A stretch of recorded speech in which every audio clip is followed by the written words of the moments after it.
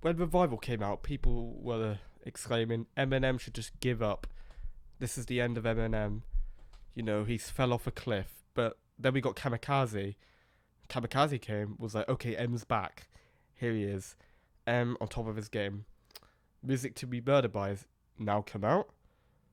And it's even better than Kamikaze. It's a phenomenal album. It's like Kamikaze and the Music to Be Murdered By, they're like some of my favorite albums by M. Like probably one of my favorites besides the Slim Shady, Marshall Mathers and Eminem show. It's honestly, the tracks are great.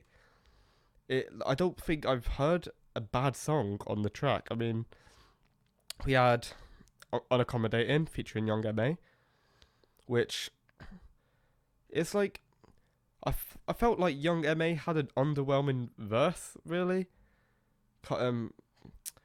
Well, that's maybe because I'm comparing it to Eminem, who, when you put Eminem against anyone, he just shines, even, elite MCs like Jay-Z. So maybe that's not surprising, but I felt Young M.A. could have done a bit more, but it was still a great song. We had Ed Sheeran on the album. It was like a more poppy song, like club type song, which was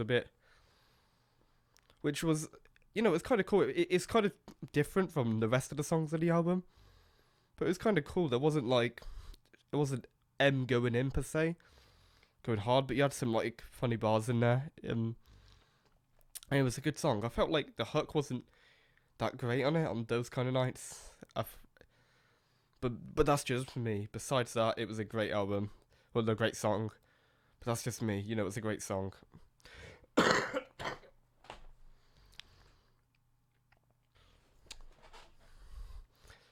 Then we had Godzilla, a crazy track with the late Juice WRLD. Rest in peace, man. But dude, that was a great track. I mean, there was rumors, I'm not sure how true this is, that Juice actually had a verse, but he didn't finish it, so obviously M wasn't going to put an unfinished verse on the track. That'll be a bit unfair. But the song that was probably one of my favorite tracks of the entire album. He had an insanely, ridiculously fast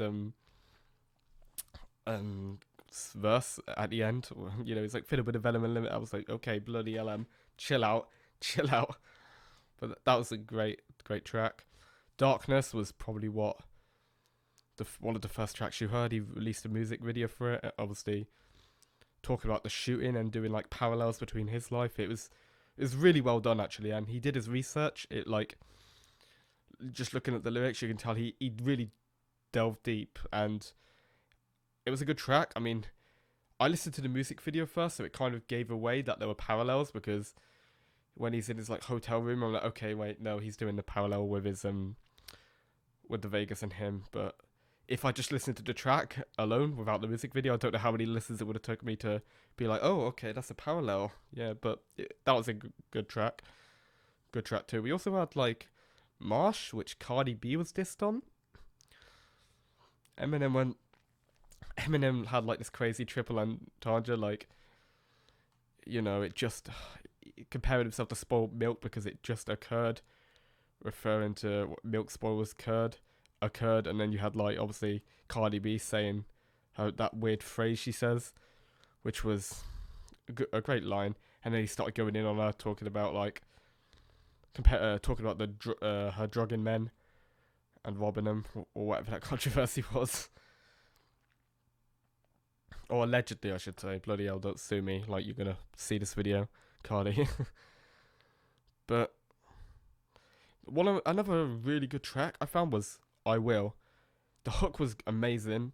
Royce had a killer verse. King Crooked, great verse. I mean, all the artists on there had a great verse, and that was probably one of the tracks where it's like M got so, like, Royce is such an elite level lyricist, and King Crooked, that I felt like even for M, it was a difficult track to shine on, and I felt like he had a great. He still had the best verse, but he wasn't like outshining everyone completely, because it's hard to do when you put on a track with such great lyricists like Royce and King Crooked. So, but that was probably one of my favorite tracks besides Godzilla. A great track, love the album. There's a lot of different tracks in there. We had Lock It Up featuring Anderson Paak, which was a really, I like that. A lot of people, I've had some of my friends listen to it and they didn't like it that much. I enjoyed it. I thought it was a good song. I don't know why some people don't like it, but I guess you'll find by listening to it, like, whether that's a song you like or not.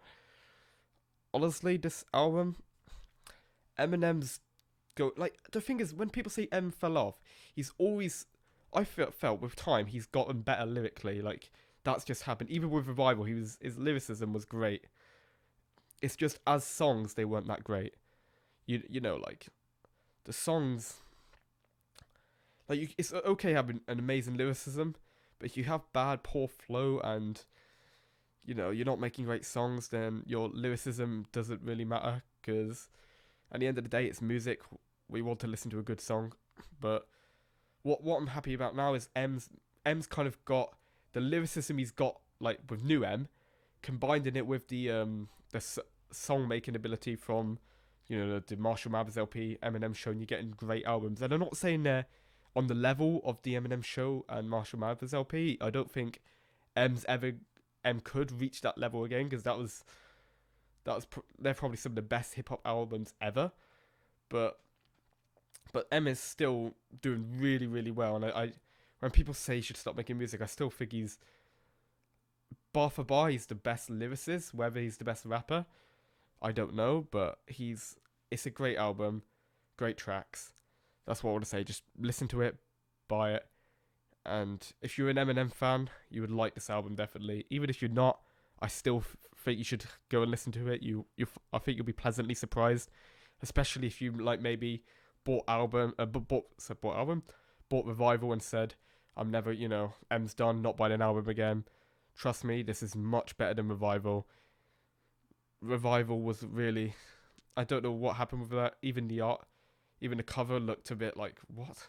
A bit strange, but, great album. Check it out. Peace.